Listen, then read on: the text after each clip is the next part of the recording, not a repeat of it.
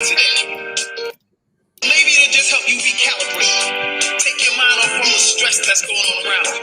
Come on, you ready? Let's go. Living out loud, living out loud. Living out loud, living out loud. Living out loud, living out loud. I want the world to know that I'm blessed. Hey, oh, hey, yeah, hey, oh, hey. Hey, what's going on, everybody? It is Brothers Like Us here on the Living Out Loud Radio TV show. So happy to see all of you. Thank you guys for joining us once again. So sorry I am late, but some home duties called, and y'all know how we do, man. Family first above everything. So I had to go out and pick up some pieces for a fence I'm trying to put up on the side of the house. Got to take up some bushes and then put the fence up. So I had to buy the pieces from Lowe's, rent the truck. They took forever letting me get the truck, so I ran a little late. But I'm sorry about that. But hopefully everybody will still come and join in. Randy, what's going on, baby? How you doing today, man? I'm doing well, man. Doing good. Good to see you. Love the shirt. Prayer and protest. Not mutually exclusive. I love it. It's good to see you, man. How's your week been so far? Okay, good, man. I had a little bit of challenges. I had to have an MRI done. Really? This week on I've been having problem with my hearing, my right ear. Okay. I've been getting like this static in my ear. It sounds like a broken speaker. Wow. Okay. And so everything sounds like real staticky. You know, when I listen to like music and I get certain highs, it sounds static. So I went to the ear doctor and stuff like that. And of course, they gave me a bunch of medicine, which I don't like to take. They gave me some steroids, and I'm like, I haven't taken them yet. Okay. You know? And they gave me some other stuff, something for they call it tendonitis or something like that. Okay. And but it seemed to be getting better. Okay. So he had me take a blood test and them do an MRI on my head to see if anything was there, which I didn't mind. That way I get a good checkup on my head, make sure ain't nothing going on, in my head, no tumors or nothing like that. Right, yeah, dude. So I had that done, but it seemed like the hearing has gotten better. I haven't tested with my headphones yet. Okay. Because that's when I first realized, I thought I had my headphones was going on, and I thought that one of my headphones went out. Wow. So then I had my friend listen to him, and he was saying that they listened good. And when I got in the car, I was hearing it in the car. So that's when I realized that it was my ear that had kind of went out. And wait, how long was it happening before you went to the doctor to get it checked out? I think it's been maybe over a week. Okay.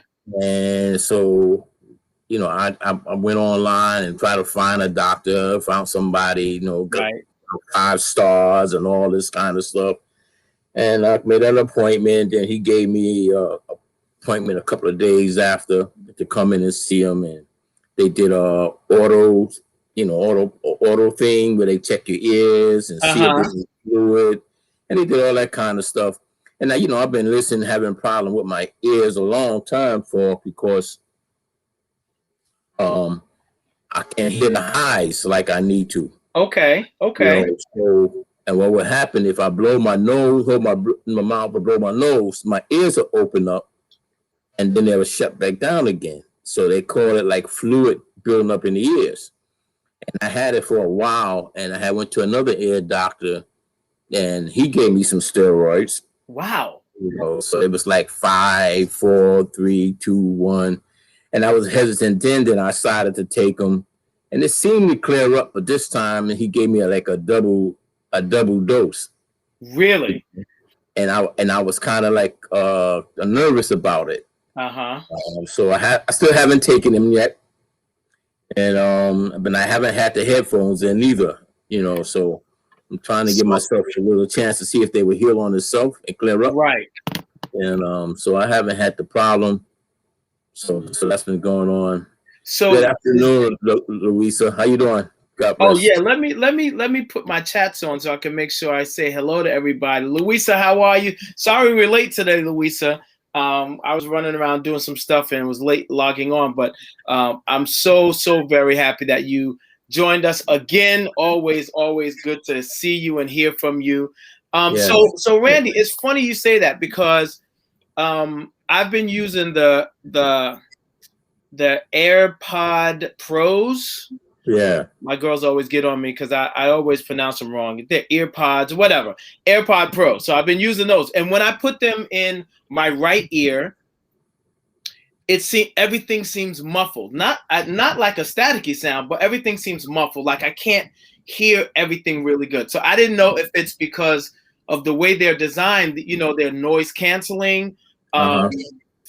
or what. But it's so troublesome to me. It's sort of like, that's the reason I didn't like wearing the thing when we do praise and worship, putting the thing in my ear, because I can't hear the other stuff happening around me. So I would never really like it in. And in the middle of praise and worship, I would just take it out and let it hang. I know, clean the wax out of your ears. So funny, Louisa. It got so bad that I thought it was something is clogging my ear, right? Use Q-tips, try to flush it out, whatever. But the Q-tip will come out clean. But they say the Q-tip is the worst thing that you can use. Really? Putting Q-tip in the air, digging it down in there. They say that peroxide. Okay. Would be the best thing to do, but it's like, as musicians and stuff, I listen to music loud. Right. Right. And this happened even back in the days when we first had the Walkmans, Of course. I used to have my Walkmans on, I'm on a train, so you turn things up really loud to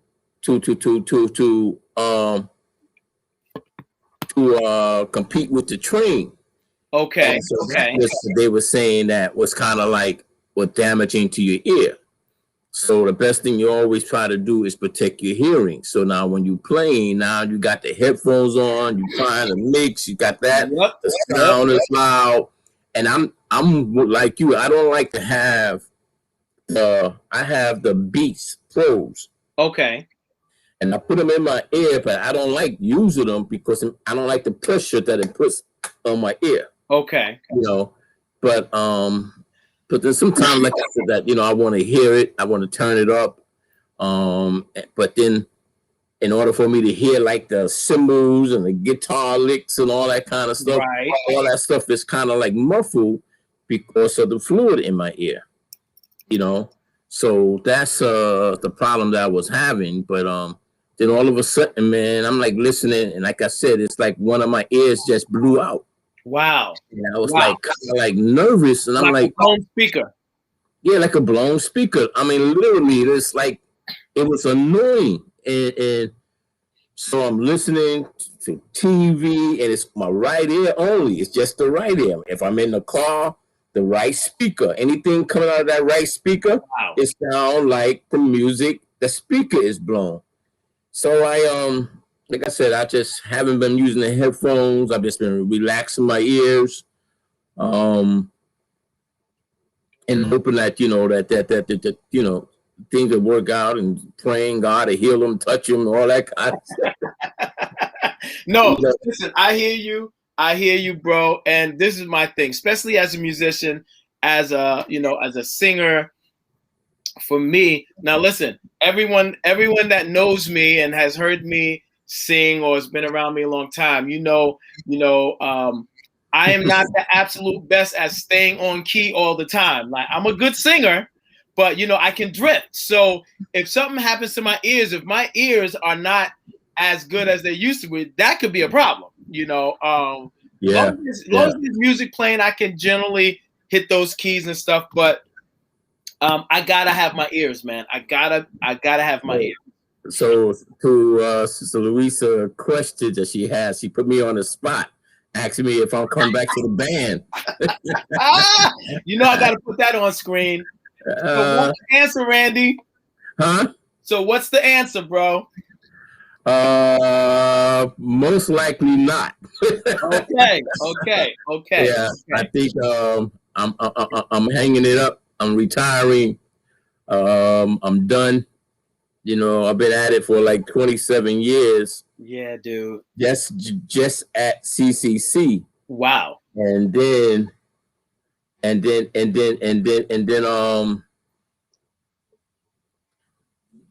guess 25 years at Pilgrim. So I've Right. been in this thing over like 50 something Over years. 50 years. Over 50 years. Yeah, I've been doing. I'm 65, so over 50 years I've been like playing and doing all this kind of stuff. So her question is why? I mean, mainly, I think that they basically got it all covered. And the truth is,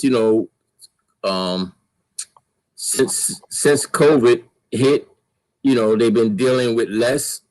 So, and there haven't been no real outing, and so that's the whole thing with it, and so they doing their thing, and I'm good right where I'm at. Yep. I hear you, bro. Just sit back and enjoy, and but that's basically what it is. I mean, if they need me, they'll call me, and I'll be more happy to step in.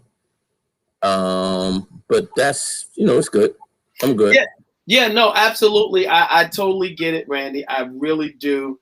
A lot of people have that question, and I don't know if people really realize all that goes into preparing for that hour and a half to 2 hour service that they come to on a Sunday at CCC. I mean, I know other churches have 6 and 7 hour services, but pastors all about that timing, get it in and get them out. So I'm gonna put your question up there, Louisa. We're gonna come back, but it's so much that goes into preparing for a Sunday. Even I'll say this, even as a background singer, right? You may not be in the front of everybody as the main singer, the main praise and worship leader. You may not be the main person in the band on the keys and leading, but a lot still goes into preparing for those Sunday services. And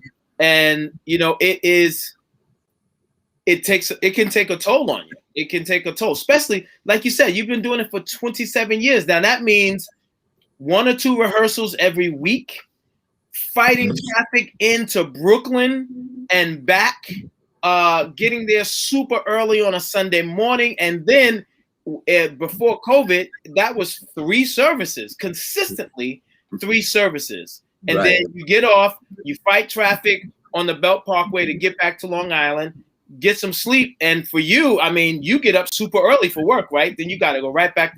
It's just a lot, man. It's a lot that is involved with, yes, Louisa, I see. So, Randy, so who's going to play percussion like you, man? I don't know. I have no idea who's going to play. Not that my problem. Like I said, if they ask me, I'll be more than happy to, to just sit in and play. But to do it on a consistent basis, I don't think it's going to happen. They don't really need me. They doing what they do, and it's got to sit back and enjoy what's going on. Right, absolutely. You're right, Nicole. Nicole, thanks for joining in. Sorry we were late today. I don't know if you were looking for us earlier, but I came on a little late, maybe like 25 minutes late. And I don't know how long we're going to be on, but thanks for joining the conversation. We're just kicking it today. You're right. There's a season of shifting for a whole lot of people. Nicole, you are absolutely right. I think COVID has opened up people's eyes to a lot of things, positive and negative. I think people are starting to adjust their lives and their lifestyles. It really has like you said, it's made people shift their mindset around, life in general and what they're doing, what they're giving time to, and how much time they're giving. And I think it's important. I see you, Louisa. I know I shouldn't be late. Absolutely. I should not be late. You're right. But the thing about the shifting, I understand you. Thank you, Portia. Thank you. I think the thing about shifting, like even for me, I had come to understand that, but then I started because you get relaxed. A lot of times, we get relaxed. Things of COVID have made people become more relaxed in a lot of things. Even as when they start to coming back to the service, So I was telling my wife, I said, I have to start forcing myself. See, when I was involved in the band, it was like all clockwork. Right. I got to be there. I got to make the rehearsals. I got to do this. I got to do that. I got to play. Since not playing, and staying home and just sitting back watching the service, because I was never really a fan of the online service. I'm like, people need to get their butt up and come to church. Right. Just like they make it their business, they get their tails up to go to work. Right. They need to come to church. If you're sick and you can't make it, then fine. If you're out of town, that's fine. But if you're right there in the neighborhood, there's no reason why you can't get up, And so I was just telling my wife, I said, listen, man, once they start back with the in-house, I said, I'm going to have to start forcing myself to go back to service. I said, because first of all, it's different. It's definitely different. There's no doubt. And you got the option if you want to turn it on, you don't want to turn it on, you want to listen, you want to turn it off. Yeah, so I felt that, listen, I want to start making it my business like I used to come when I used to play. When they start going back, even if I'm just there for one service, right, making my business to be involved and get back involved and getting back into the service of just like I would do if I was going to work every morning, So, and that's the thing that I think that, we have to understand about the times and the shifting of how things is. Are you really shifting because God is shifting you, or you just not doing because you just don't want to do it and you want to call it a shift? Or you being lazy. So like Nicole said, relaxed and complacent, indeed. Right. Yes. So that's the whole thing that I think that people have to take a good look at, as far as getting back involved into the service. Yes, and you're right, Nicole. It's a huge commitment. And you're right. Some people get burned out. Think about it. Think about 27 years. And just taking you, for example, Randy, think about this, 27 years. And I can imagine that it was probably even more time that you gave at Pilgrim, because you were really, like you said, you were over the youth choir. You did so many things. You were an adjutant for the bishop. I mean, I was 25 years as the drummer. Wow. As the drummer, traveling all over every convention, you name it, the choir was singing something. The choir was singing every week. I was there every week. I basically lived my life in the church. So I'm saying, I'm 65. And so you're talking maybe 50 something years in church. So when people say that, I grew up in the church and all that kind of stuff, I mean, you literally grew up in the church. But the thing was, it wasn't all my brothers and sisters. Right. They didn't have the commitment like I felt, because I remember my father had 7 sons, 2 daughters, so he had 9 kids, my mother and father. And I remember my father coming home one day when he first started going to church and saying to me, only me. He picked me out of the bunch. Randy, you need to come hear this pastor. Wow. And you know, I didn't think none of it. The next Sunday, I went with him to church. I was like about 12, 13 years old. And I went with him to church. And I fell in love with it ever since then. But, wow. Yeah, but my brothers and them, you know, he didn't go to them and ask them. And I'm like, you know, so looking back, I'm like, God, why did he single me out? Right. And like Nicole said, you were called, bro. It's clear. So in my mind, Randy, and it's funny that we never discussed this specifically. In my mind, I thought you were in church from birth, like from day one. I didn't realize that, even though church may have been around, I didn't realize that you didn't actually fall in love with church until like 11, 12 years old. Yeah. I didn't realize that. Yeah, because see, if you got to understand my family was not like the holier than thou family. They didn't go to church. Wow. So I remember my one of my oldest brothers was the first one to get saved in the house. And and on Saturdays, the weekend, my family used to turn it up. I'm talking turn it up. My house, my mother and father house was the house that you went to. Everybody in Brownville knew the Legion's family. That's where they hang out at. Wow. So when, and you know, they playing cards, they playing bib whist, the liquors, the brown liquor is flowing and stuff like that. And then my brother got saved. And then that started changing the transformation of the whole home. Then when my father got saved, that really changed everything. People stopped coming over because it was no longer the fun house. And so it went from there, you know, and so like I said, I was like about 12 years old, I remember. And I remember being in this Baptist church and coming down the aisle, and I got the right hand of fellowship. Oh, the right hand. The right hand. We don't do the right hand of fellowship anymore. Right? No.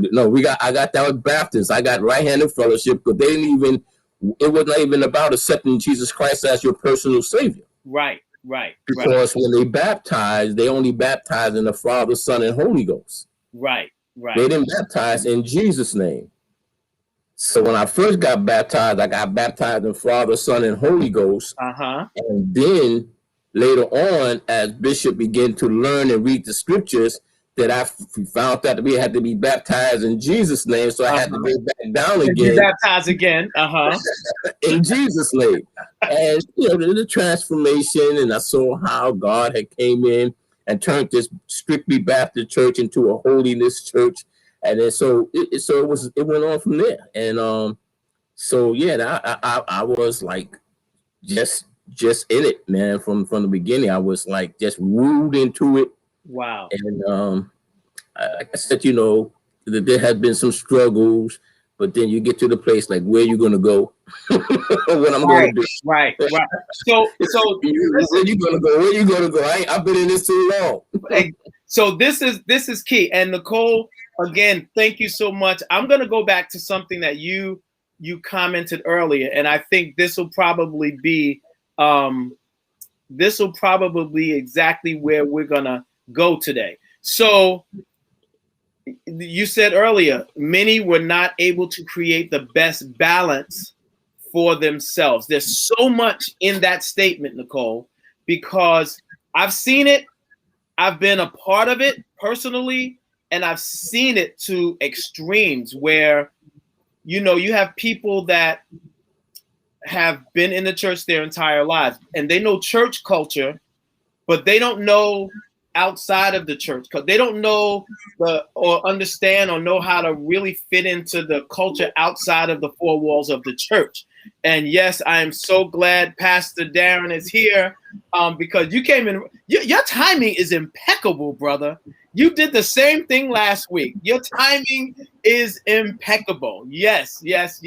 So read the screen. So, and this is where I wanted to go, because Nicole said, many were not able to create the best balance for themselves.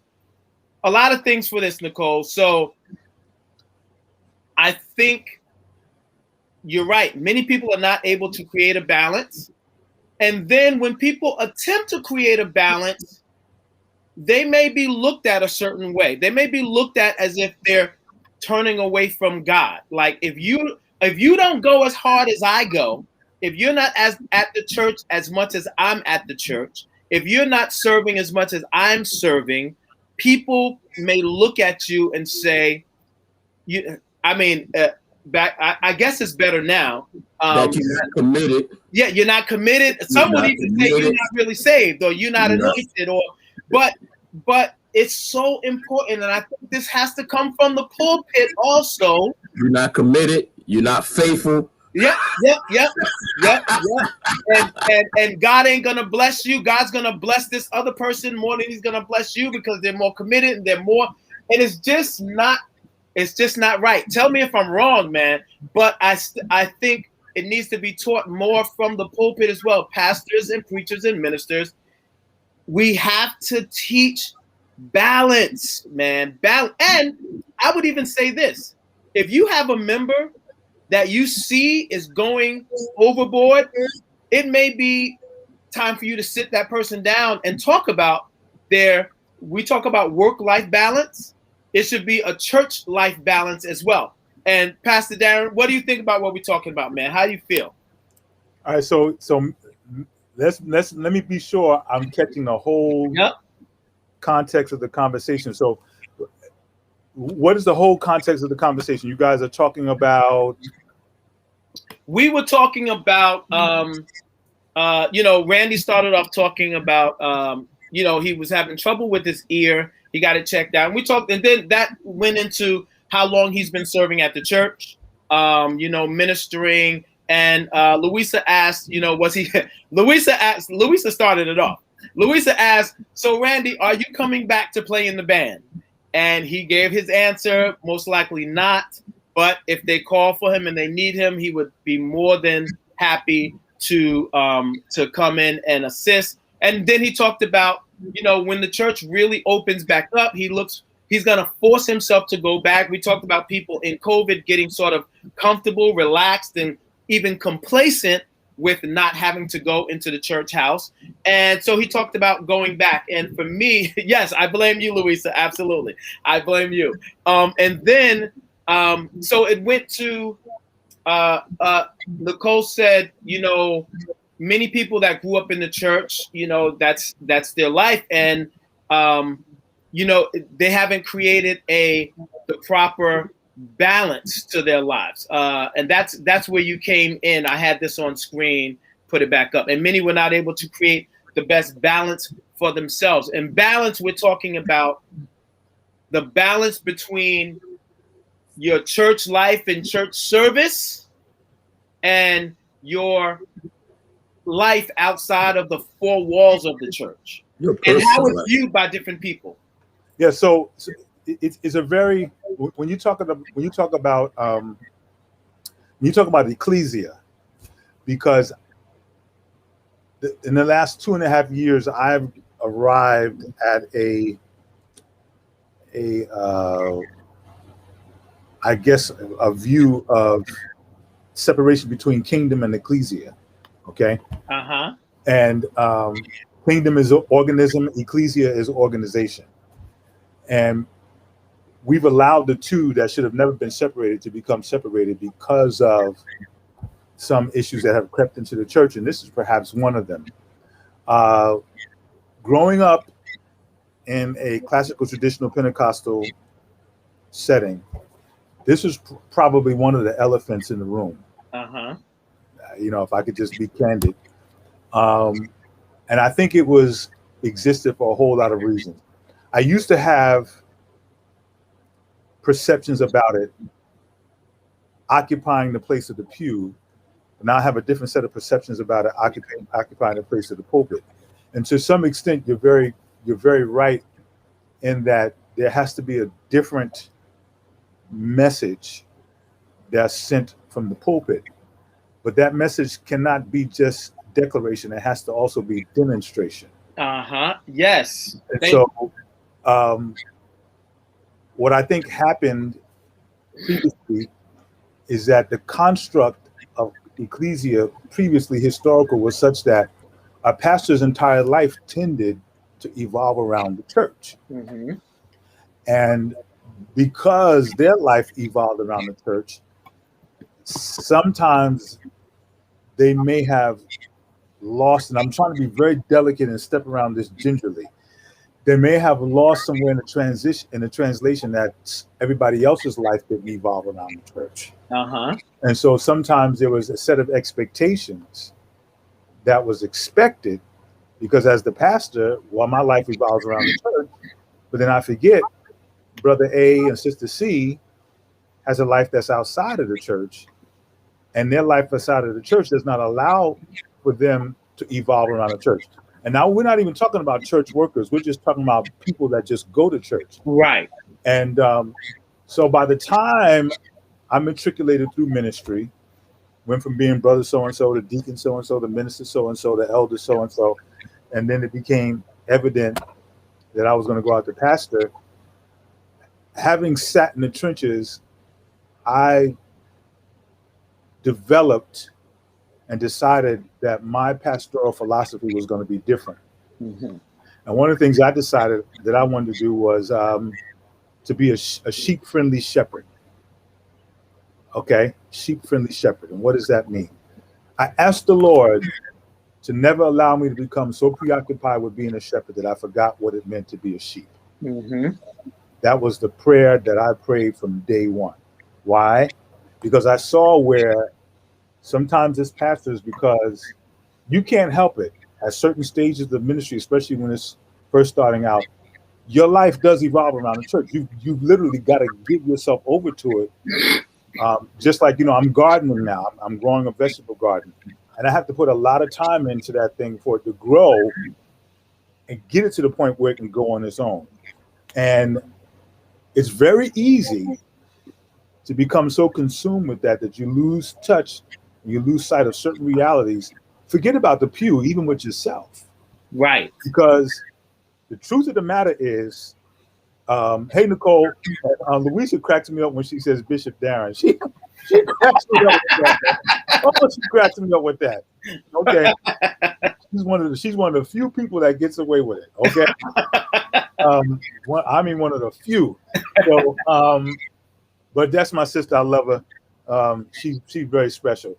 So, it has to start at the pew, where there's this balance that has to take place in your own personal life, because it has to start in the pulpit. Excuse me, because the truth of the matter is the pew is going to take its cue from the pulpit. Right. Okay. Yes. We may not like that, and we may be uncomfortable with it, but it's a reality. The pew is going to take its cue from the pulpit.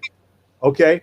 And so now you have to be mindful of being sure that you're modeling certain things. Okay. And it's a real delicate line to tread, because there are aspects of church work where you do need people to be heavily involved. Let's make sure we understand. Yep. Got you. Yes. Okay. But and old preacher said, when you hear the word "but," there's going to be some kicking.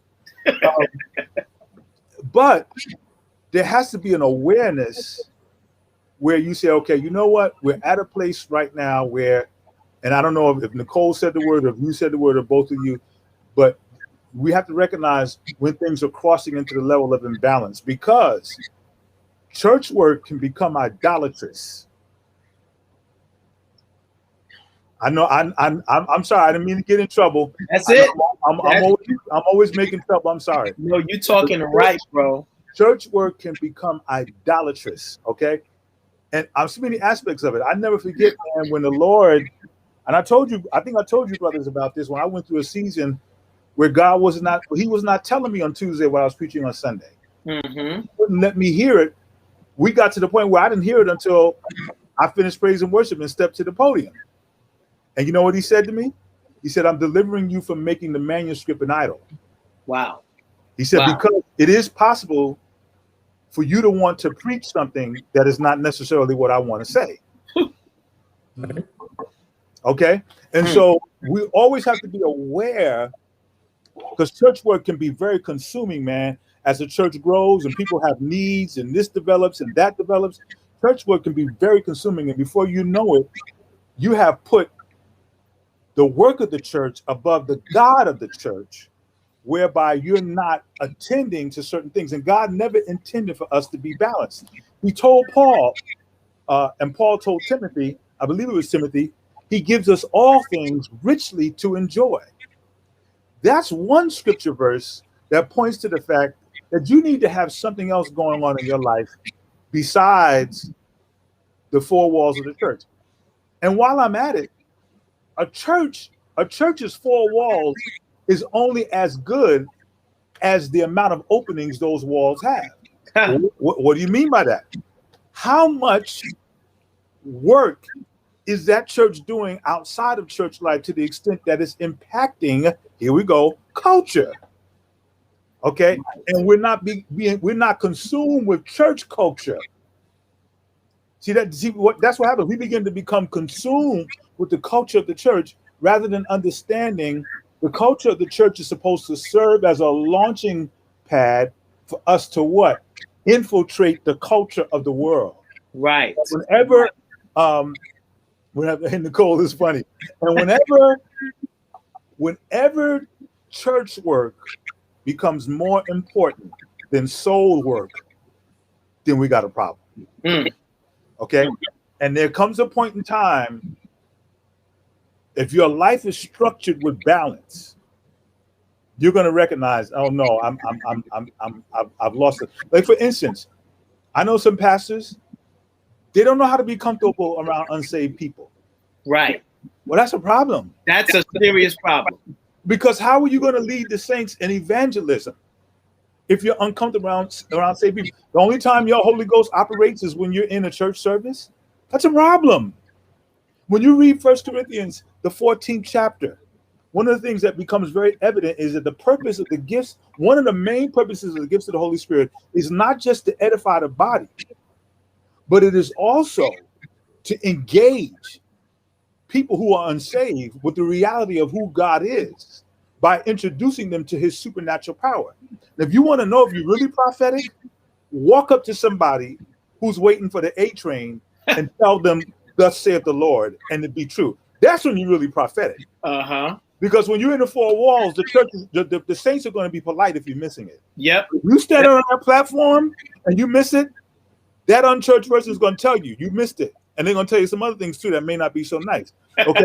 But now, when you can stand on a platform of the A train and look at a brother and a sister, say, hey, this is what the Lord is telling me about you, and give it to them and it be accurate. See, that's what Holy Spirit is all about.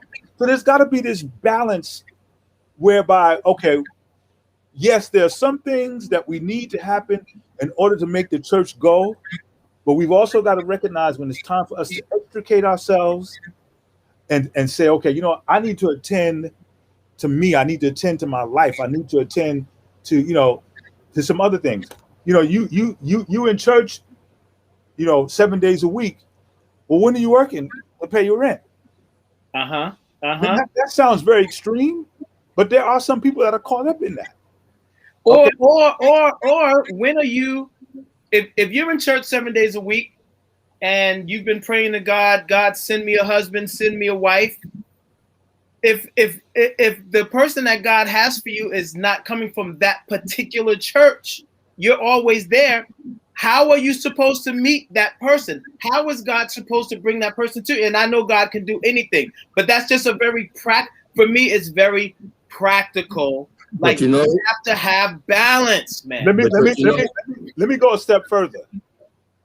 Even if the person is in the church, the two of you need to learn how to develop a relationship outside of the church. Right. Okay. Need to, oh my God, I'm about to get in trouble. Jesus help me, Lord, I'm about to get in trouble. But let's say God has sent, and we're going to get to the Pastor Randy in a minute, but let's just say God, like he did me. Pastor Patricia and I were both in the church. She was the pastor's wife's administrative assistant. I was the musician. So we were the two individuals that was the closest to the pastoral leadership. As a matter of fact, there was a running joke, you know, that they had put us together. Oh, they put them two together so they can keep them, you know, next to them. No, that's not how that happened. Okay, it was really a divine move of God.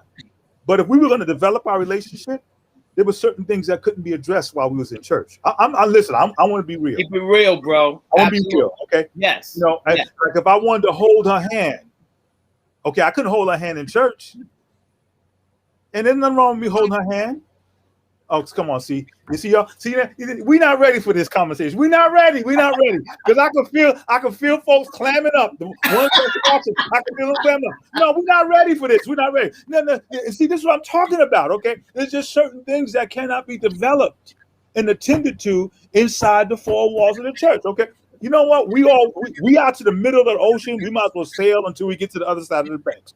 You know, sometimes I'm looking at Pastor Patricia, and you know, she's in the house and she's got a slip on, and I like the way she looks in her slip. I'm not thinking about church then. I'm sorry.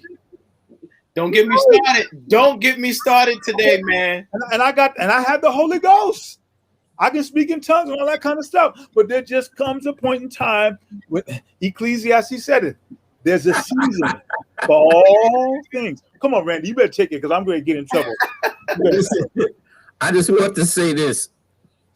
That you can't look to the church to create your balance for you. Amen. You must create that. And a lot of times we put ourselves get in trouble because, you know, we have this position, and if we feel that if we're not there and we cherish this position, that if somebody else is going to, if I'm not there, then they'll put somebody else in there, and then I'll lose my position. Say it, Randy.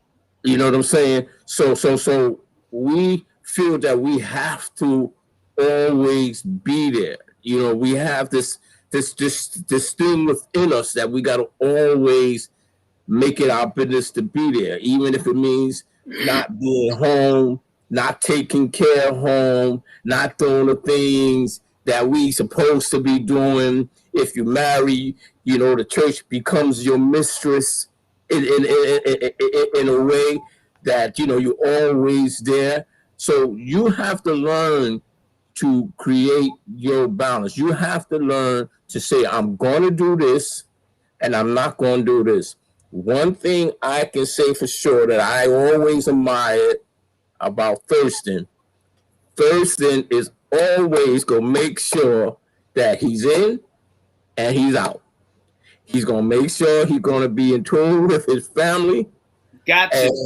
And that's the way it is. If, you know, and I always appreciate it and admire that. You know, and this is the thing, Randy, but that came from a period of being unbalanced, right?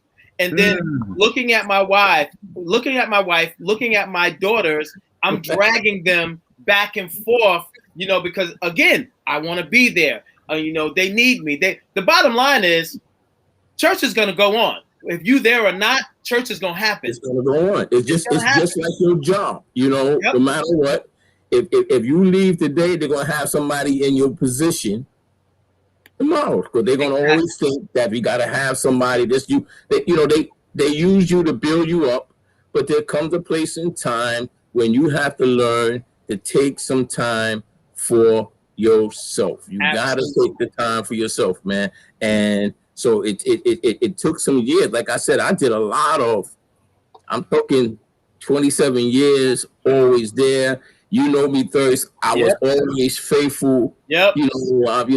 I'm there. You know, when I was in Pilgrim, I was always faithful. 25 years. You're talking over 50-something years of just being involved, ministry, playing, traveling, doing all these kind of stuff. So yeah, you know, when you say, you know, like, look, I don't reach that time now. I don't did, you know, I'm good.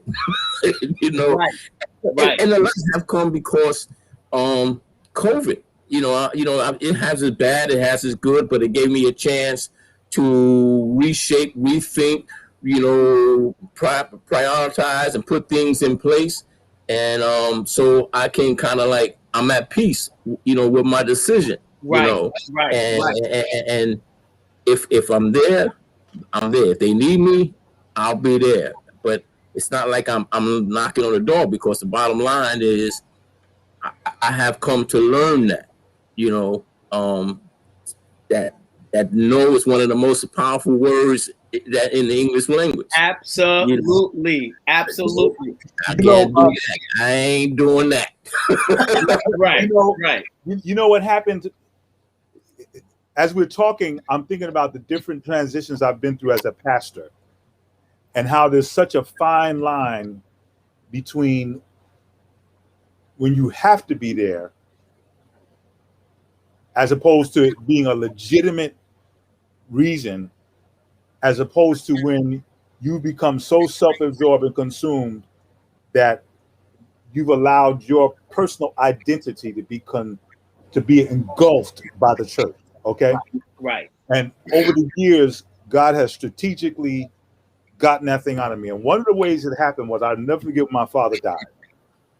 And my father served the community that he lived in. I mean, it was Newburgh, New York. He loved that community. He served them literally with his life. And we passed, and we did came to the repast.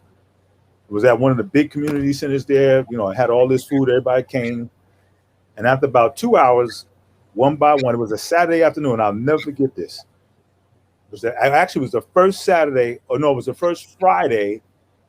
No, it was the first Saturday in January of 2005, because he passed New Year's Eve 2004. His funeral was January 5th, that Friday. His interment was January 6th, that Saturday. And so we had the repast, about 2 hours, and little by little people began to get up and leave. There was all this food, and folks was taking plates, and I'm sitting there, and this is what happened. I said, "Where y'all going? Where y'all going? We just put my daddy in the ground. Where y'all going? Where you going?" And God spoke to me so clearly, I'll never forget it. He said, "Darren, they have to go do life. They have to go do life." And it shook me. And I made up my mind that day that I was going to make sure that I did life. So much so to the point, I tell our church, it's a maxim. It's one of the maxims that I've developed, and I'll start and they complete it. And I'll say, Jesus did not say, "I came that you might have church." He said, "I came that you might have life." And so what happens is, I've learned over the years to recognize when it's time to recalibrate who I am as a person, to be in line with balance, so that I'm not one-sided in either direction. Because you have some pastors that are overly concerned about being persons to the point that they neglect the sheep. You got the other side of it as well, okay? And so I've learned to recognize the times when it needs to be recalibrated. It was another time when I recognized it needed to be recalibrated. Now I just get burned out from preaching.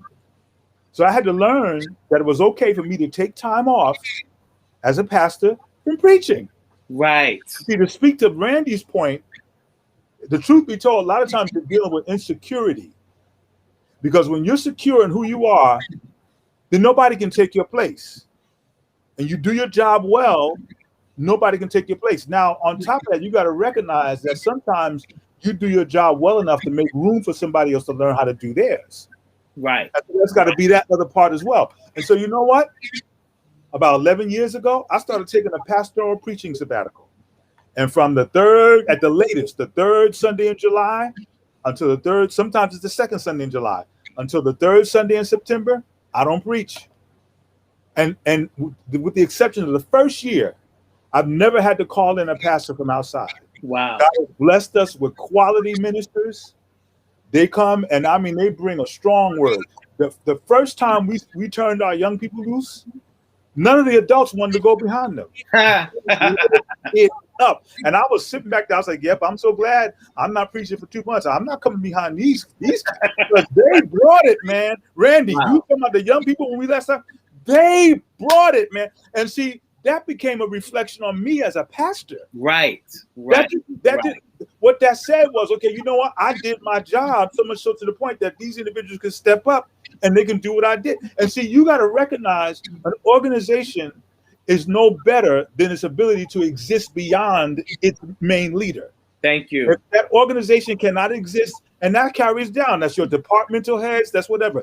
If whatever it is you're leading, if it cannot exist beyond you, then it is unhealthy.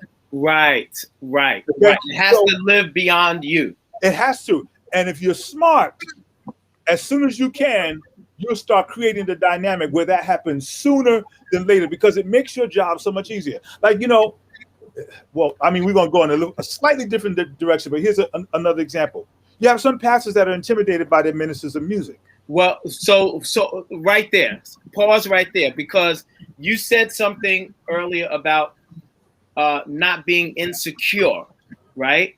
Not being insecure and being able to trust God, trusting that God has a plan for your life. He has called you to this position. And so if you have an issue with insecurity, then you will be, I understand, protecting your pulpit. You don't let just anybody run up in your pulpit.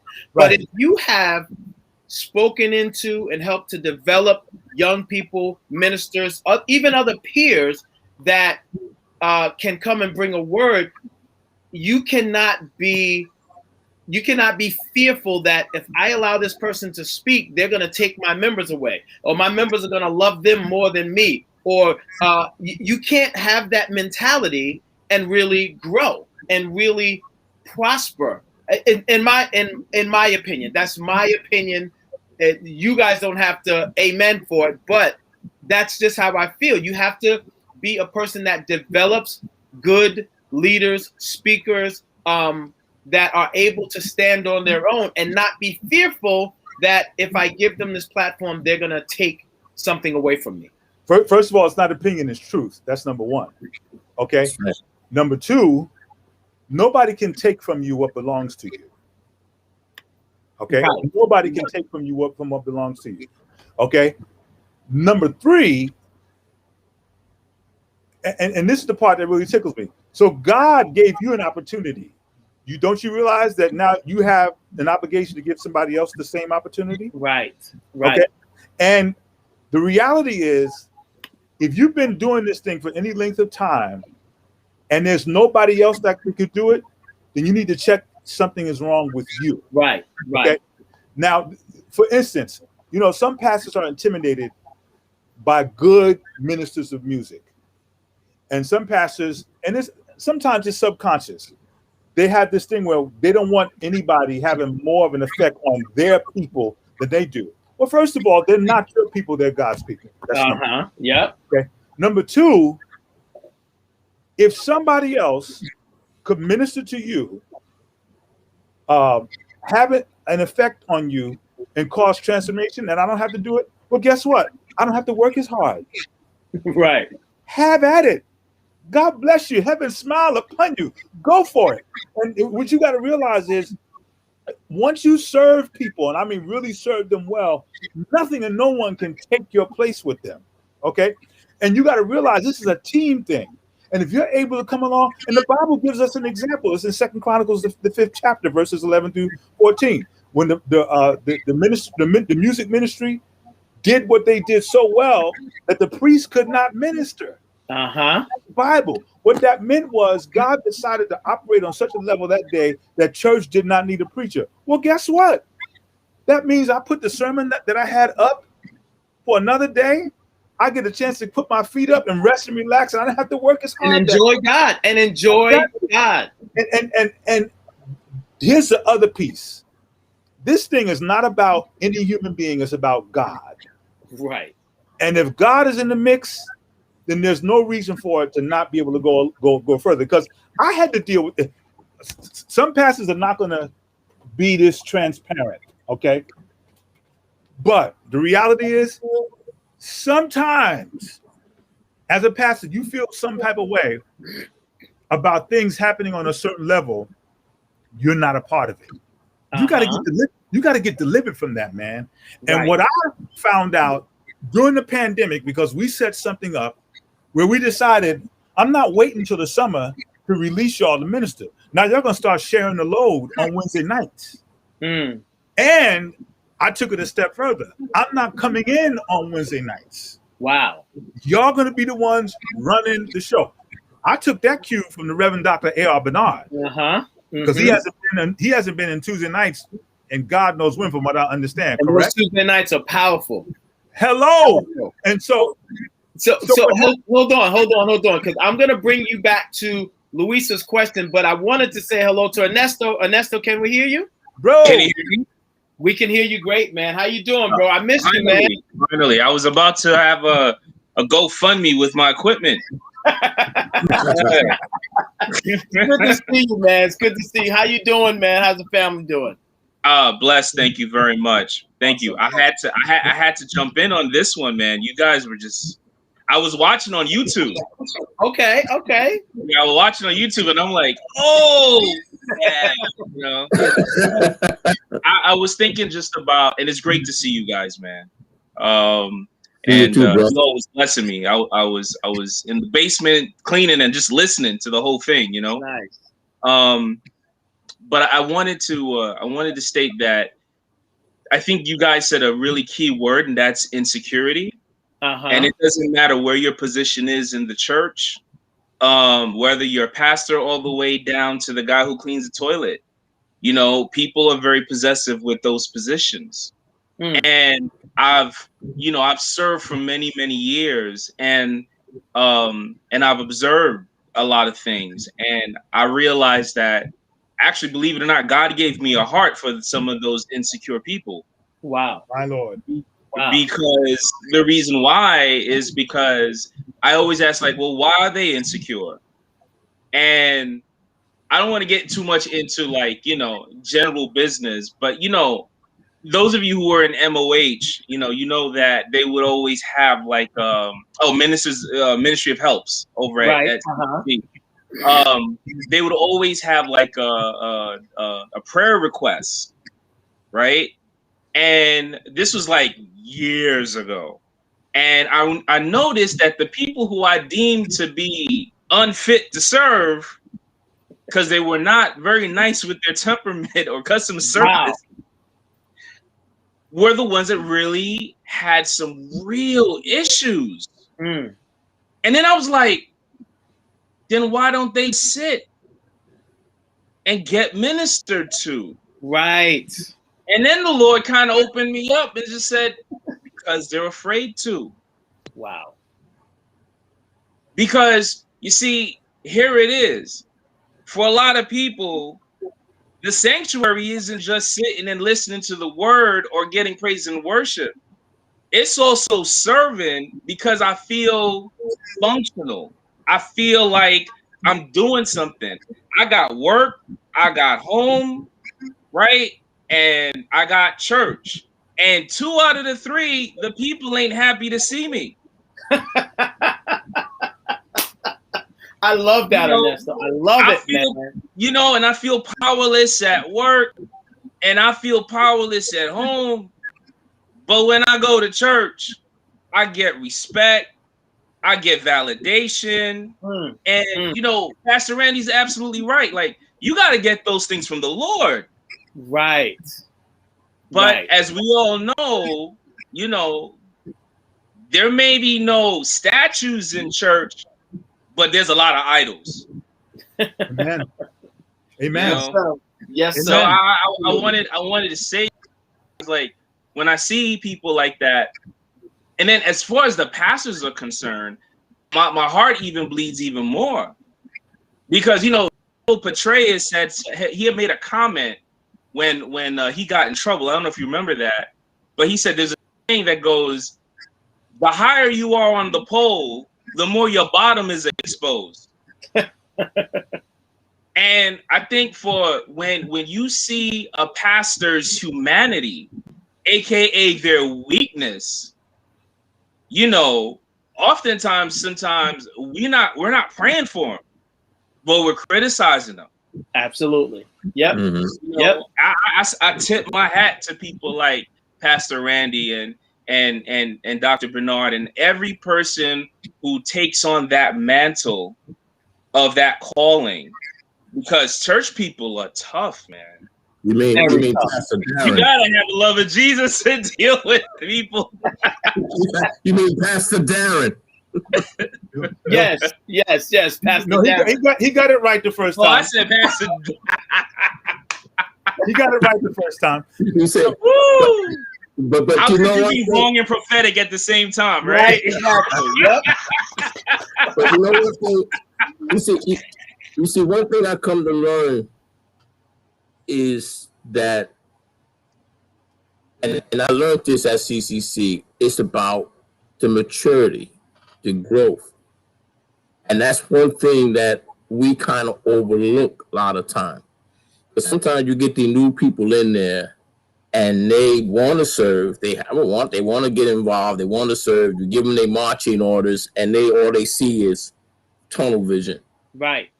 But and so we come at them, you know, but and it goes from the pastor also about growing up, and some pastors haven't mature enough to be able to say, I'm gonna let, you know, I'm not gonna compete with the minister of music, or I'm gonna let sister so and so speak, or I'm gonna let this one speak. Right. You know, so you didn't, but and it's a growth thing in everything. We got to learn that when people come to the Lord, it's about their growth, you know. And so me coming in there, I come there with one set of with one mindset. But it took a while for me to understand that, hey, this is about growing in God, understanding what God wants, understanding this. I mean, because you can get so locked down in your position, you know, you become part of the security team and you just on the basic. But then all of a sudden they give you an earpiece and they give you a walkie-talkie, and next thing you know, you feel like, oh, I arrived, you know, and don't let them put you on the shift when you got to guard the pastor. Oh, forget it. Executive team? I'm on the executive team now? Oh, son. I done made it, bro. You know, everything goes out the window then. But even in that, you know, they have to learn that it's you elevated into a position. And I remember one time, sister, she was close, and so we had this young guy who was on the executive team. So now on All the Stars, he used to carry a portable camera. So when All the Stars would come, he would take a picture with them. Oh my God. Oh my goodness. And she said, and she told him, she said, are you crazy? Do you want to lose your job? And she had to school him. You know that's a no-no, bro. Right. But if you don't know, you know what I'm saying? So you got to give people a chance to she didn't come at them hard. She just like told them, because sometimes people just don't know. You got to be able to tell people and give people that space. You know, I listen to some people sometimes, and he could be on the praise and worship team, and they're on fire, and I'm talking to them, but when things don't go a certain way, or they don't get called on for a certain song, then you start hearing the complaints. And then I'll sit back and I won't say anything, because I understand that they have to grow. They have to learn, and they will learn it because it's going to teach you. They're going to teach you.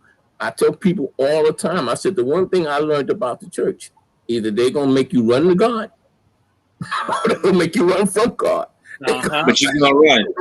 Yeah, they're going to put you on your knees, or they're going to make you run away from them.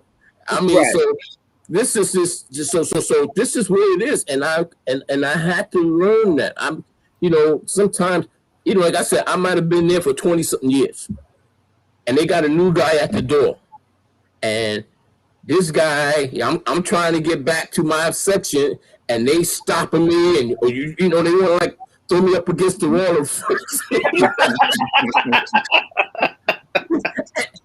and I don't get upset. because I know they got their marching orders. So what I do, I just go around the other way and come around the back way. And people get mad. I mean, I don't understand, man. These people, listen, calm down. It's okay. They gotta learn. They don't know you. Right. They don't know everybody that's on the team. And you're still gonna get to your spot. You're still gonna get to your section. I mean, so. But you have some people that has to understand and learn, and you got to give them that chance. I tell you this one thing. I remember Pastor taught this one time, because Pastor every now and then, he would get up and he would go out there and he would survey the sanctuary, how people coming in and all this kind of stuff. So he said that the head person was watching her, and she wouldn't let nobody up in the balcony. And so he said he just finally watched, and then one day he went out there, he was watching, and then she said, just let him go. And then he said that he smiled. He said, because she got it. Because the bottom line, she had to grow to that place. Now, he didn't scold her. He didn't pull her to the side, but she learned that, look, they want to sit in the balcony. So if praise and worship is going on, they won't go into praise and worship because they want to go into the balcony. And they would wait until praise and worship is over. Until the balcony is open. So she said the best thing to do to get them in church, just let them in. And those that want to go up in the balcony, they go up in the balcony and enjoy praise and worship. You have to get them in. So they have to learn these things. So everything, I think, from the pulpit to the door, as they say, it's about a learning and a growing. And you can never, ever get to the place where you arrive. You're always learning. Always. Even as a pastor, as a leader, the people is always going to teach you. Right. Oh God. Oh God. Oh God. Oh God. You understand what I'm saying? Oh, so I do. You gotta know how to handle that. You gotta know how to handle that, because they're gonna teach you. They're gonna put the pressure on you, and you gotta be able to hear God and know how to do this without turning people off. So it's a growing, it's a maturing thing that you constantly keep learning. You never ever arrive in this thing. Right. And so even as you, as a worship leader or Pastor Darren, you have to get to the place where you are be able to understand the new people that's coming up. Because when you start a job, it's like you working, you got this new job and you working hard, and then you get some veteran to come along and say, "Yo, man, slow down." Right. And you like, slow down, man. I'm trying to, I'm on probation. I'm working hard, man. Take it easy, man. Take it easy. Right. I mean, it'll get done. And so it's something that you have to be able to understand, that everybody is at different levels. And we have to learn to be patient and teach them. Same way that God understood that with his disciple. Jesus understood with his disciple. They was on a different level. And he was patient enough to say, okay, listen, I understand where you at, so I can't share this with you right now. Right. But when they cross that threshold, like we were talking last week about calling them friends, now they cross that threshold where now he can share another deeper level. Right. You know what I'm saying? Because it's all about growth. Right. Absolutely. Pastor Darren, you were about to say something. You're preaching and teaching real good, Doc. This is so powerful, because even as he's sitting here, I'm getting the benefit of learning vicariously some experiences that I haven't gotten to yet. A lot of pastors would love to have the problem of coming to sit and observe, the head customer service rep, how they manage the balcony. A lot of pastors, listen, I tell it like it is, okay? I ain't got time to be fronting, okay? A lot of pastors would love to have that problem. And just to hear this brother talk about that, that's really blessing me, and that's helping me to put some things in the back for my own edification later on, how to handle some things. Ernesto said something really powerful about the higher you up in the pole, the more your hind parts is exposed. And I've learned the way to mitigate that is to learn the law of transparency. To learn the law of transparency. And again, there's a balance to that. That's a key word for us today. There's a balance to that. Because some pastors will use their humanity as a license to recklessness and unrighteousness in the name of, well, I'm only human. No, you're held to a higher standard. That's the reality, okay? However, you also have to make sure that you never become the statueless idol before the people, to the point that when you make a mistake, now they got, can somebody please pass the jelly and give me some smelling salt, because they're fainting because they thought you was this individual who would never make a mistake. Right. That balance that's maintained. So, I have learned how to allow Holy Spirit to show me strategic moments when transparency serves a purpose to edify and not cause people to stumble. And that's very, very key and very, very essential. And the more we strive for that, we're not going to get it right every time, okay? Because some things you can't learn until you mess up. That's why it's called trial and error, okay? Right. But the more we strive to reach for that goal, the better it becomes. Now, there was a question that was asked, and I think you wanted me to get to this, Thurston, right? About why are they intimidated by the minister of music? Okay? Right. I wrote a whole book on church music ministry. So I could really go a little while. So you're going to have to stop me, okay? From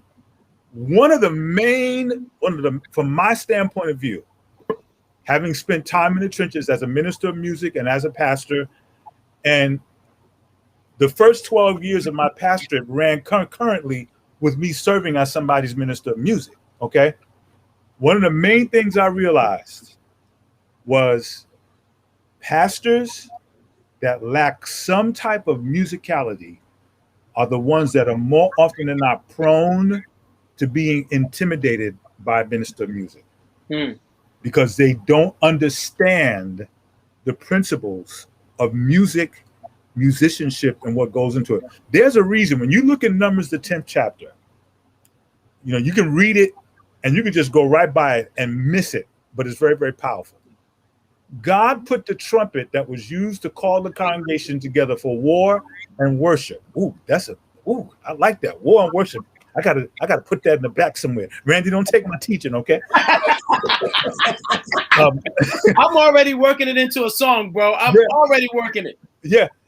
There's a reason why God put the trumpet in the hand of the priest. And it was the priest that was supposed to signal the time for war and the time for worship. Oh, this is getting good. I like this. Okay. I'm sorry. Excuse me.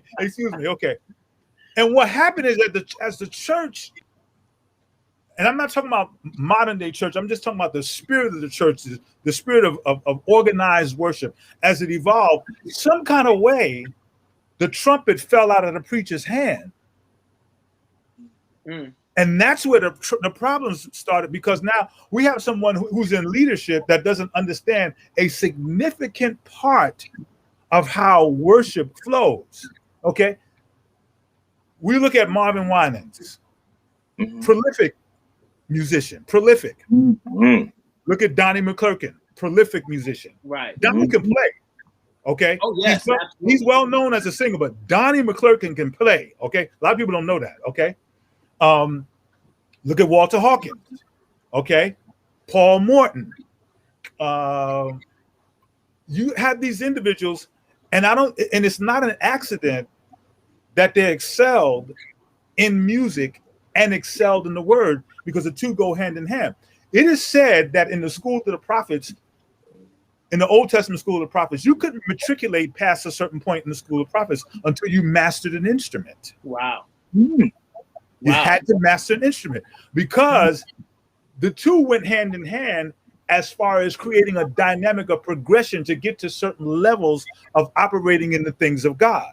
So that now, because it's devolved, not evolved, but devolved, we'll have this friction that takes place between the pulpit and the music stand because of insecurities, intimidations, ignorances about how some things work. So as a musician, because I am one and I understand the craft, I am not intimidated by what our minister of music has to do.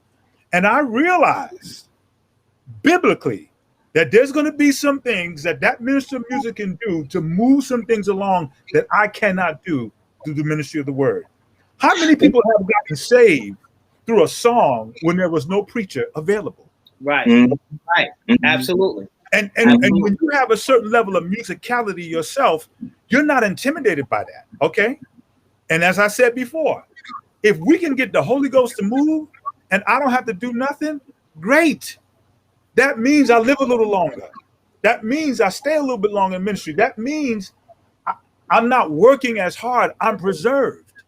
But if I don't want nobody else to affect my people, and that's the problem. They're your people, they're not his. See, that's the problem. They're yours, they're not his. That's a whole nother discussion, brothers. Okay. Absolutely. I have a question. Do you think the tension is because has to do anything that you could argue and say that that Satan was the first minister of music? Without a doubt. And so he understands the power of that thing. And what is his trump card? No pun intended. Oh God. Okay. Just scratch that. Okay. What is his ace? Perversion. So he always takes that which is pure and perverts it. And as the minister of music, you don't get a better gig than being God's minister of music. It doesn't get any better than that. That's why he can't say anything to me. He had the best job you can have as a musician. You God's minister of music, and you weren't satisfied with that? Are you crazy? So he understands. So now what he does, Ernesto, because he understands the power of that thing, he perverts it and he creates the tension. And what has to happen is the pastor and the minister of music have to understand the potential for it to be that and now come together and work together. And the pastor's got to be comfortable with allowing that minister of music to do what he or she needs to do. And then the minister of music needs to understand what they got to do to make the pastor comfortable. Because sometimes as ministers of music, we do some crazy things that makes the pastor like, okay, hold up, time out. Okay. One of which is, are you living holy? Are you consecrated? Okay. I can't turn you loose and you're running with the women and the men. Don't even start. Don't listen. Don't start that conversation. Okay. Oh no. So because see, my thing is, I've been through, and we talked about this. I've been through some things as a minister of music. I mean, I got fired on a Sunday from the pulpit. I got fired and I was pastoring, and I came along to help this church out. And because you know what it came down to, the night before, I had preached for the dance ministry's anniversary, and unbeknownst to me, the saints was going crazy. And they was like, Reverend Butler can play, he can sing, he can preach. Oh, he can do that. And it became one of those things where Saul is slaying his thousands. Yep, I was just about to. And the next Sunday, the pastor fired me from the pulpit. Everybody's standing around looking, and I had just come back to help them out. So there's got to be. When I say certain things, I've lived it, man. It's just not theory; it's reality. I've lived it, and so there's got to be this thing where the pastor is comfortable with who he is, who she is, and who the minister of music is, and then the minister of music has to understand who the pastor is, and because your job as the minister of music is ultimately to create an environment that makes the pastor's job easier. Okay, like I used to teach young ministers of music. For a pastor who hoops, who tunes up, and God said, okay, your job is to create steps for him to step on, not step on him or not step on her. If you're playing your lick at the wrong time, you're stepping on them. Okay. If you're not playing the right lick, okay, you're stepping on them. But if you play and time your lick at the right time, now that preacher is stepping up. That's your job. That's what you're supposed to do. Okay. And so a lot of times our ministers of music don't know, because the individual that's in leadership lacks the ability to teach them that because they don't know. And I think to answer Luis's question, that's one of the ways that the intimidation piece starts. Okay. And one of the things I appreciate about Dr. Bernard, as far as I know, he's not an instrumentalist, but he compensates for it because he has this really, really keen sense of music appreciation. Okay, which comes from his love of jazz. Right. You can't love jazz and not have keen music appreciation. Right. And I think that's one of the things that contributes to him not being intimidated, along with some other things. Okay, so if you're not an instrumentalist, then acquire music appreciation. Have a genre that you like and that you study and that you go in and out of. It could be classical. Right. It could be punk. I don't really care what it is. Okay. But have something. It could be rap. The first rap was in the Genesis, the 3rd chapter. Adam, where art thou? That was the first rap. Ooh, that was the first rap. Think about it, okay? And so have something along the lines of art as a pastor that you are really well versed in, that you appreciate, and now you're able to speak to your minister of music. You're able to speak to that team, and you're able to deal with things like I think Randy has said earlier, where people get upset when their song is not sung.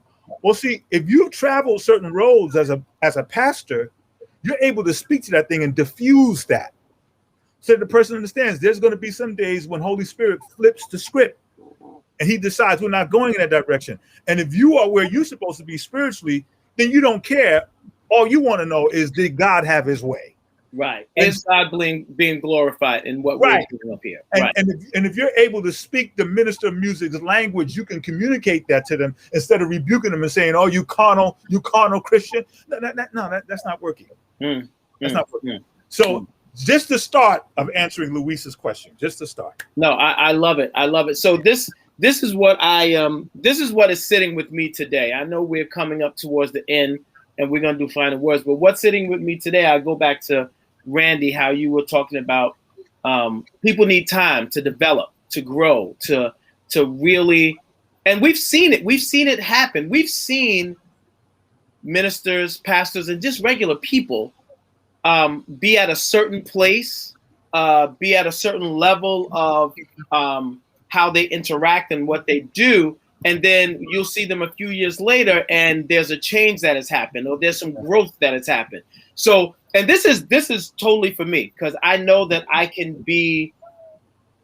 I know that my perspective on church is created by a lot of things in my past, a lot of things that has happened, a lot of things that I've seen, and it sort of colors, the glasses that I see this thing through. I understand that.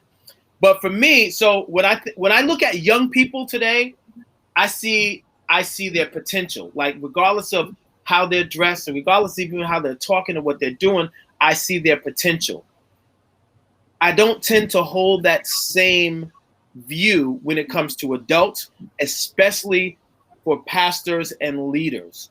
I know this is me. I know that I view them a certain way, that not that I understand that nobody's going to be perfect, but there's certain things that I expect from them.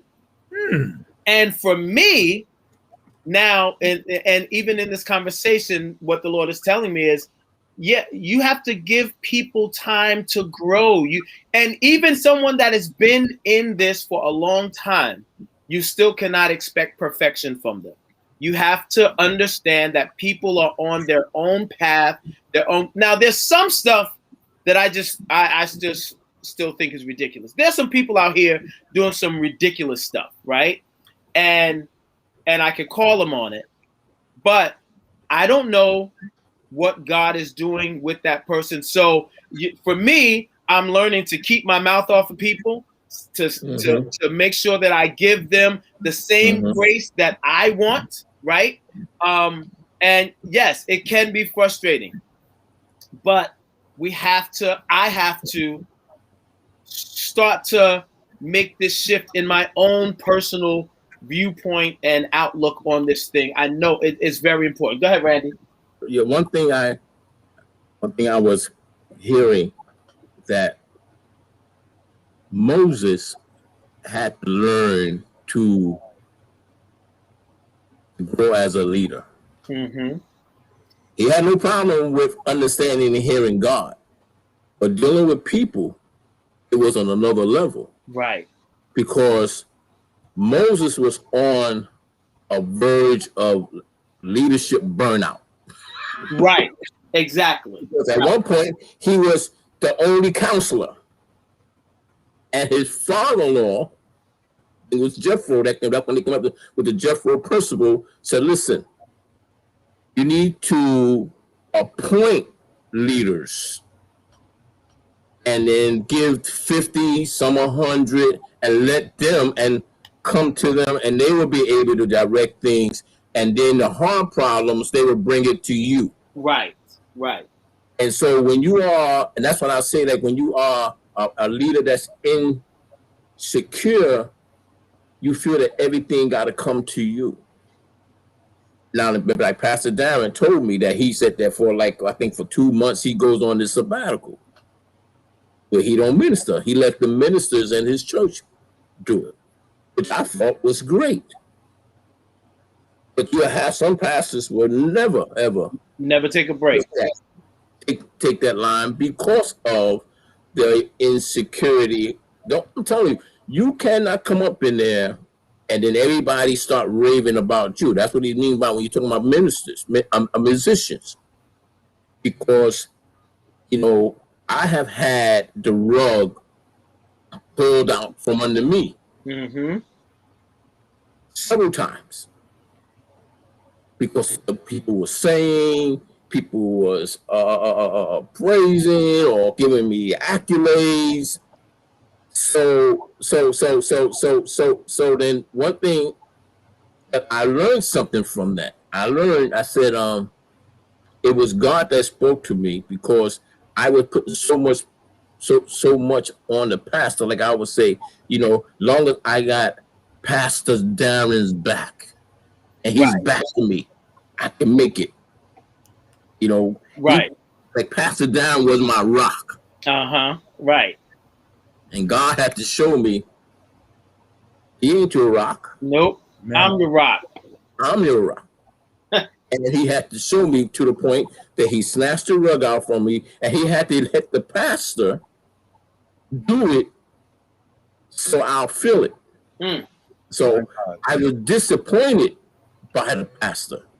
Yes. I was hurt by the pastor. I decided I'm not coming to this church no more. I'm done. God is like, you ain't done until I say you done. So I'll be away for 2 weeks and I find myself going back to church. Or I'll be sat down and crushed. Couldn't minister, couldn't do nothing, couldn't play. But this was God's way of teaching me, helping me, showing me. I'm learning, I'm growing. And so I had to go through this stuff in order to become where he wanted me and bring me to. Because other than that, there's some people, man, it's that their life is the church. Their life is the pastor. Right. As long as the pastor is giving them their blessings, they, got it. But God is not, you can't call God your Lord and your source, and then he's going to bring you to that. He's going to say, he's going to bring that. I remember this guy named Professor Stevens told me one day when he decided to commit his life to God, he told God, he said, listen, I want you to make me holy. And he said, God began to put him on this journey where he began to make him holy. That's a dangerous request, man. He said that, and it's noble, it's dangerous. But he went through it. But listen, the bottom line is this: whether you request it or not, It's going to happen. It's in the writing. You gonna become holy. Yes, sir. Yes, sir. That what he had for you to do. Whether you people say, listen, you got to be careful what you pray for. Listen, it's already been said. It's already been aligned. The steps that he already has in place for you to go. So whether you pray for it or not, it's going to come.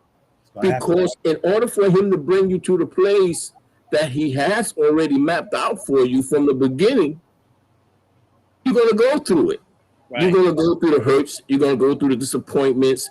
You're going to see some preachers and you're going to think highly of them and then be disappointed by them. You're going to go through all this kind of stuff because it's something that God is trying to teach you. He's trying to teach you. Those are tough lessons, man. Those are tough lessons, man. But when you come through it, you are like, okay, God, I understand. So now when you look at these things, you look through them from a different lens, because God has showed you a different lens of things. One of the most important things that I say and I learned and I held true when I first came to CLC, in the front of the church, they had teaching people how to live by seeing life from God's point of view. And that kind of like blew my mind because I never knew that God had a point of view. Wow. I knew the preacher had one. And usually that's the point of view that I listen to. Right. But then that kind of liberated me to understand that God had a point of view on things. And we have to learn to get to the place where we want to know what he thinks, what he feels, how he sees things. And so, whereas you might take a person and say, you know, this person ain't gonna be nothing, you're gonna rub, you're gonna, you know, you kind of like write this person off. But God is like, listen, I got him. Right. I got him. You know, because he don't see them the way we see them. You know, and this is why we got to understand the importance of maturity and growth. You have to, just like you give your girls a time, you give your this one a time. Talking to Pastor Darren about his daughter, and he, you know, if he had any hair, he would have pulled it out, but he had to come to understand. Okay, this is what we need to do. You understand? It's the growth. It's the growth, man. I'm telling you, and I'm so thankful for it that God has allowed me just to be able to sit back and relax and watch him do what he said he'll do. And that's the way I look at things, man. I don't really take a lot of stuff to heart anymore. Right. You know, I listen to a good word to get myself up, but I listen to people and I learn to listen more. That's what I really want to get to, the place where I listen more and be more quiet, be quick to be slow to speak and quick to hear. That's where I want to get to, you know, and not always have my opinion to say whatever they got to say, you know, because you never know what God is doing behind the scenes. Yeah, you know, I love it. I love it. Listen, we're definitely coming to the end. We want to get some final words, but I mean, this is such a rich conversation, man. And every week I learn something, man. Every single week I hear something that sort of transforms my viewpoint. And you know, and as we hear it, as I hear it, then I have to work to sort of like integrate it into my internal working model, right? It's not that easy. It's not like a light switch. It doesn't just change automatically, but I always hear something that I can grow from. And this week, no different, man. I love these conversations. So who wants to start? Who wants to have final words first tonight? I'll start. I just finished, so I'm gonna say one thing. I was thinking about something all week long, and I had wanted to bring it to you guys, and it was, can your feelings kind of like motivate your decisions? Can your feelings, like you do your feelings you have, can they kind of help motivate your decisions on things? So can I answer that real quick before we go to other people? For me, I think when I was younger, my feelings definitely motivated, my actions, my words, the way that I would respond. I think as I've grown older and matured, I have learned to surround myself with people that I feel have more knowledge, more insight, and have more grounding than me.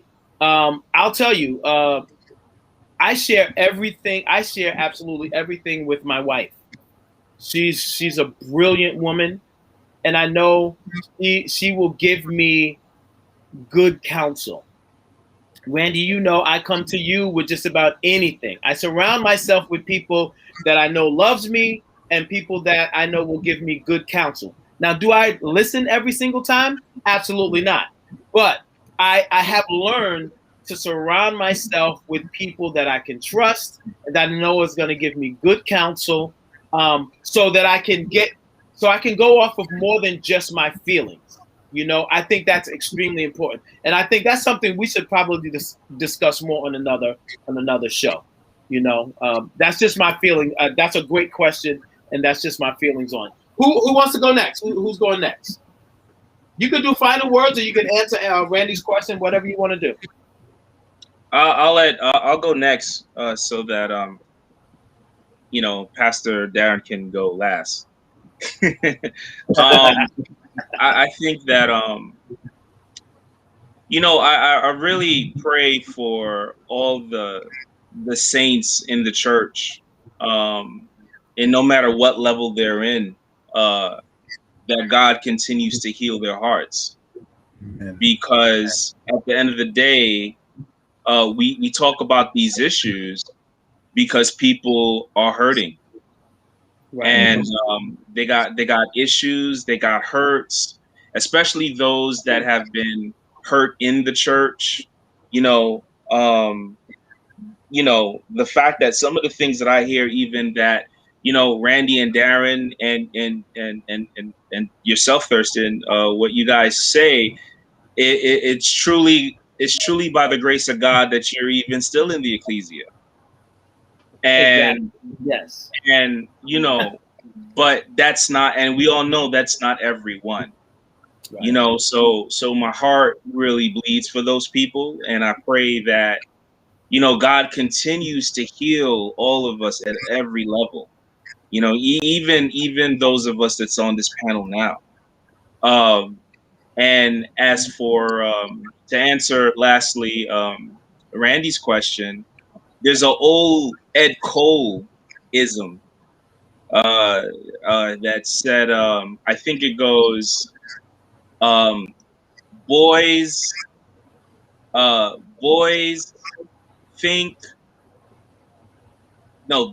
feel, think, then act, and men think, act, and feel. Yeah. I love it. So many of us do make our decisions based on feelings, especially feelings that are hurtful. And oftentimes you see, if you look at the background of just about any horrible dictator in life, they all had horrible beginnings. From Hitler's abusive drunkard father to Saddam Hussein's mother that totally disowned him from birth and gave him away, all these things, So yeah, I do. To answer your question, yes. That's it. Awesome. Pastor Darren. I was, as we were listening, as we were talking and I was listening, one of the things I thought about is the reasons why people come to a particular church and why they join a particular church. And my own personal experience as a parishioner, as someone who's served in ministry, and now as a pastor, I've come to the realization that a lot of times people associate themselves with a church, at the very least, not understanding what it is that they're doing, and at most for the wrong reasons. And the combination of that lack of understanding, the immaturity that Randy, so eloquently pointed out, and then the other things that will happen that Ernesto alluded to and that Thurston you talked about, create a perfect convergence of elements for quote unquote church hurt to happen. And I'm not trivializing church hurt. Right. Church hurt does have its legitimacy. But I think sometimes it becomes something that's not necessarily legitimate because a person doesn't really understand, well, why is it you're at church to begin with? One of the things I came to realize as a pastor is that, and this will take us back to where we started, the purpose of the church is not to dictate what happens in your life. The purpose of a church is to enhance what's going on in your life based on what you already understand what God is doing with your life. So some people will attach themselves to a church that is incongruent with their destiny and purpose. And so if you attach yourself to something that's incongruent with your destiny and purpose, then it's going to only be a matter of time before a collision begins to happen. And now this thing is not serving the purpose that it's supposed to be.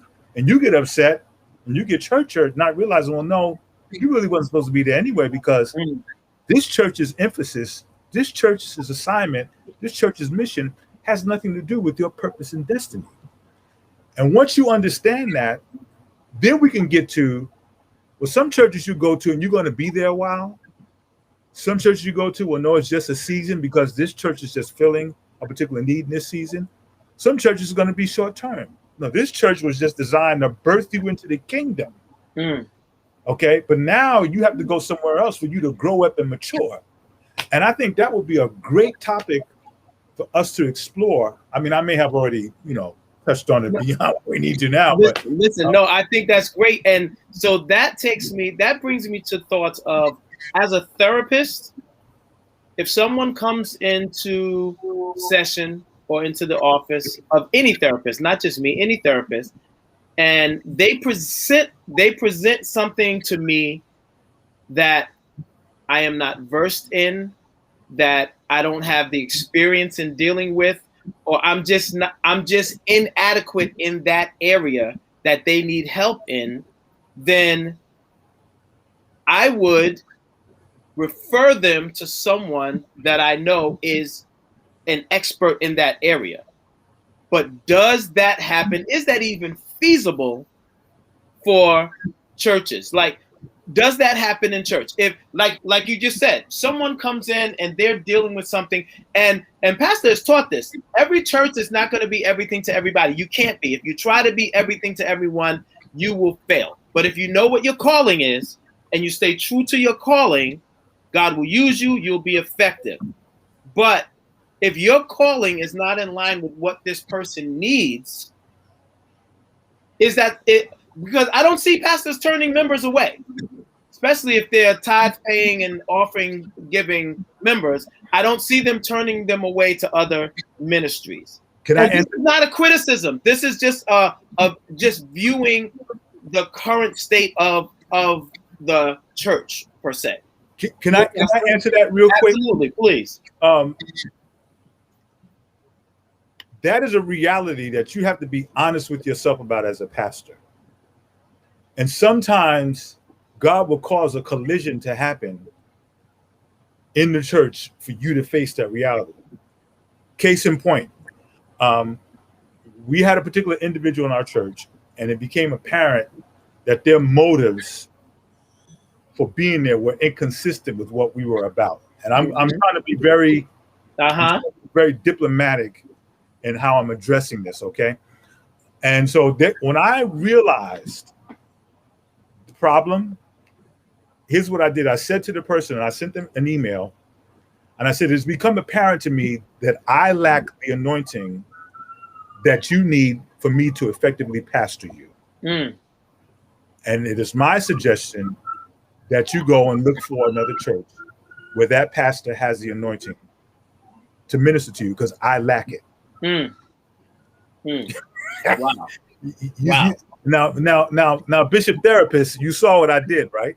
I see it very clearly.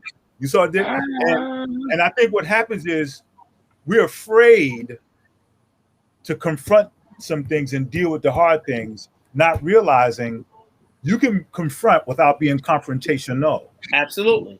Okay, and ask the Lord for wisdom, and recognize if that person is on the rolls and they're creating a problem, well, guess what? That is not serving the overall purpose. And you're right, Thurston. Sometimes us pastors, we won't deal with things because we're more concerned about the numbers. Yep. How healthy the church rolls look. But if someone's a part of the church and they're unhealthy, then guess what? It's only a matter of time before they're going to, at the very least, compromise the health of the body, and at most, unfortunately, disrupt it. So you gotta come to grips with the fact, okay, you know what? You just can't minister to everybody. Everybody is not appropriate for the church, for your vision, for your assignment, and you've got to be okay with that. Right. So that's another form of insecurity when you think just because a person walks through the door, that's not an automatic that you're supposed to be the one that's ministering to. Right. Sometimes they're coming there, and it's your job to escort them to the next place that they're getting to, and you got to recognize it. And so the other part I want to speak to, and Ernesto kind of stimulated this in me. There has to be an environment created where we can assess where a person is spiritually, and to what degree the ministry fits their particular personal spiritual profile. Okay. Sometimes a person is just supposed to come that Sunday and get saved and then go somewhere else. You got to be okay with that. Okay. And then sometimes they come and it's your job to get them through new members class, to get them through new believers class, whatever it's going to be. And then they go somewhere else. And another thing you got to, and it's a real delicate thing. I know we wear over time, but it's a real delicate thing. You have to wear the sheep closely, but at the same time, loosely. And that's hard, man. That's hard because I don't care what nobody says. No shepherd likes to lose sheep. Period. Right. No, right. If you're a real shepherd, you don't like to lose sheep, and you have to. It's a weird thing. It has to be personal, but then it can't be personal. Okay, you can't take ownership of the sheep, but you have to take an ownership interest in the sheep.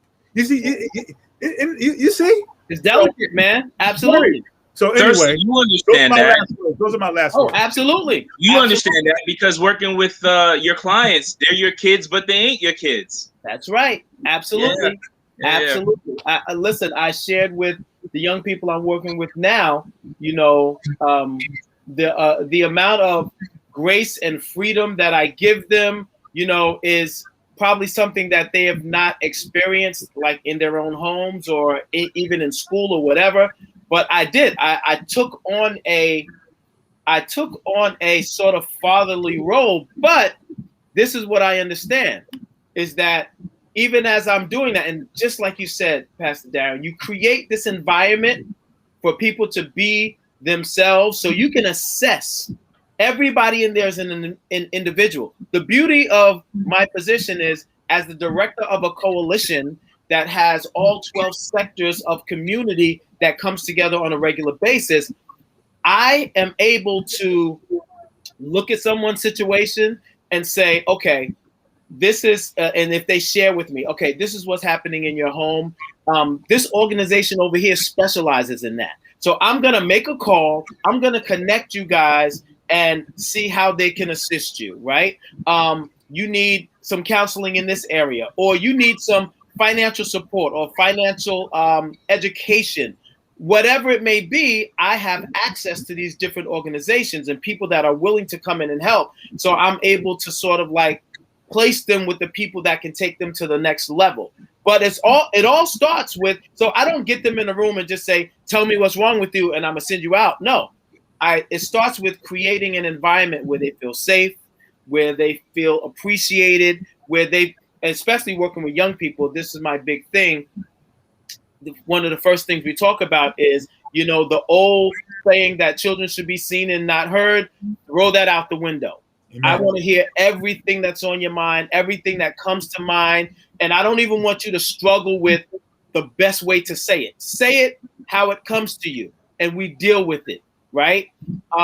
And that sets the tone, gives them this freedom. And I think, you know, that can be applied in so many different areas of life, church, home, work, school, whatever. You're right, Ernesto. I do understand that yes, I take some ownership, but understanding that they're not mine. Like, you know, next year it is probably going to be like, I'll still have connection with these young people, but there's going to be another crew of young people coming in that is going to get that same experience, that's going to be able to get the same insight that these young people have. And, you know, we're building a generation of young people that are prevention-minded, civic-minded, you know, socially engaged. And, you know, that's what we're doing. But also not just bringing them in to educate them, but also giving them the other things that they need. It's a holistic approach to what we do. And, you know, I think it needs to be a holistic approach even in the church. We can use these same principles throughout our lives. Absolutely. Absolutely. So that's it for us today, man. Listen, what are we at? 6:27. It's about 2 hours because I did come on late. So let me say this, Louisa, I did get your email and I am going to discuss it with the guys. She suggested a topic. It's a delicate topic. So I think we need to touch base offline before we bring it on, you know, to the public, because we want to be very mindful of how we approach certain topics. And it's not about muting anyone or anyone's opinions, but it's when it's a delicate topic, we want to make sure that we are in line and that we approach it the right way. So, Louisa, I did get the email. Thanks for sending it. And that goes for anyone. If you have topics that you want us to discuss, if you want to get into the mind of some brothers, if you have a husband, sons, if you have uncles, young people that you care about, and you sort of want to get an understanding of how our mind works as brothers, as men, as black Christian men, as men that have all of these different professions, we want you to send us an email. Let us know. Share the show. When we come on, share it on your social media. Share it with friends. Let them know. Right now, can you see? Do that again, Erica. Can you see? She's being a mess. She's flicking the lights. She's over there like, okay, wrap it up. That's what she does. So just so you know, come on, you can share your face. Come on. No, stop. Yeah, okay. So if you guys want us to talk about something, please let us know. Send an email to lolradiotv@gmail.com. Leave it in the comments, whatever. But most of all, share it on social media so we can grow the platform, so other brothers can come on and share their opinions. This is what we do. It's brothers like us. We just share our opinions. And it doesn't matter what our subject matter is. We go from topic to topic like it's nothing. So, guys, I love you guys, man. I really, really do. Thank you for that word today. Thank you for opening up my mind. It gives me something to think about, something to dive into. And this is the last thing I'm going to share. I hope that people don't feel that we or I come on to bash the church. I do not come on to bash the church. I absolutely love the church. I love the fact that I was raised in the church. I think I've seen a lot of things that have rubbed me the wrong way a long time, but there have been a lot of things. I would not be the man that I am today if it had not been for the church. I'll just share that. So it's not about bashing. It really is about having honest conversations about things that have happened, things that are still happening, what things we need to change, because if we don't talk about it, it will continue. So if we can enlighten someone at an earlier age than where I am now, so I'm over 50 years old, if we can enlighten somebody in their teens and in their 20s and in their 30s, we've done our job, man. We can set them on a path for a balanced, really good life, loving God and enjoying life fully. So that's it for us, man. That's it for me. For all of you that chimed in today, thank you. For anyone that's come on for the first time and shared a comment, thank you for joining us. And until the next time, do not just endure life, but embrace it and live it out loud. God bless you guys. I love you, man. God bless you. God bless. Have a good one. Have a good one, baby. Love you, brothers. Yes.